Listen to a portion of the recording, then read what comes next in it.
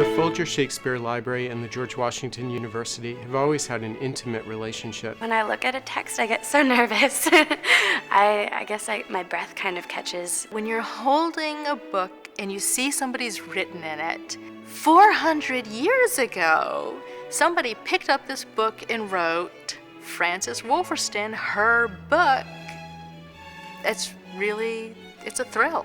There are many things special about the Folger Shakespeare Library. It's known for its world-class resources in early modern studies.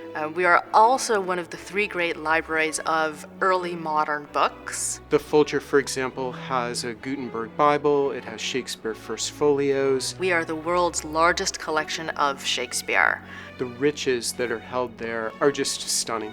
One of the main academic goals of the seminar is to get students more familiar with the early modern period, not just in terms of the literature and the history, the facts of the period, but the whole culture. Each student kind of picks 1 or 2 books to track throughout the semester, and the book that I'm working with is a report on the Newfoundland of Virginia, written by Thomas Harriot, and he did it as sort of a gift to Sir Walter Raleigh, one of the major investors in the Roanoke colony. There's a whole section of illustrations on the natives living there and what the land is like, which is really fascinating. There's a preface to them where the artist says, "You can't copy these, I've hidden something in them." I haven't figured out what he hid in them yet.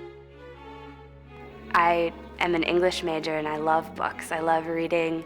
And one thing I think is unique about the class is that you can see the early printing and really the fingerprints of the printer who made each book. My particular project this semester is on a play by Thomas Heywood.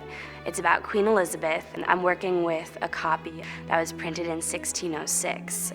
The cover is actually made out of scrap paper that an Elizabethan secretary had written on. There's something about the opportunity to open a book from the distant past and see there the traces of its previous readers, maybe even of its writer, that allows you to see history in a different way. You realize the lives that have crossed these pages. You're reading something physically that somebody else read in a past time. It's not just you're rereading a recreation. I transferred from a smaller school in a suburb where stuff like this is just unimaginable. I hope that students gain from this opportunity a life-transforming experience.